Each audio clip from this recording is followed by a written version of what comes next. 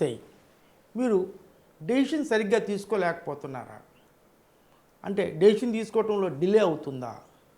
అప్పుడు చిన్న చిట్కా, గ్రాఫాలజీ ప్రకారంగా ఏ అనే అక్షరాన్ని ఇలా ఎవరైతే రాస్తారో గుండ్రంగా వీళ్ళు డెసిషన్ తీసుకోవటంలో చాలా లేట్ అవుతుంది, చాలా లేటుగా చేసుకుంటుంటారు.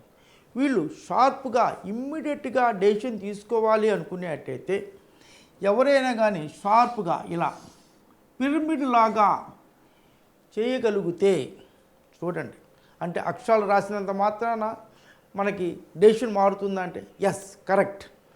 మనం రాసే అక్షరాలన్నీ కూడా మన బాడీలో ఉన్న 72,000 అంటే 72,000 నాడీ మండలము యాక్టివేట్ అయ్యి బ్రెయిన్ యాక్టివేట్ వల్ల అక్షరం వస్తుంది. మనం ఏదో చేత్తో రాసుకుంటాం అనుకుంటాం. ఈ అక్షరాలన్నీ కూడా మన బాడీలో మన మైండ్ నాడీ మండలం మీద యాక్టివేట్ అవుతుంది.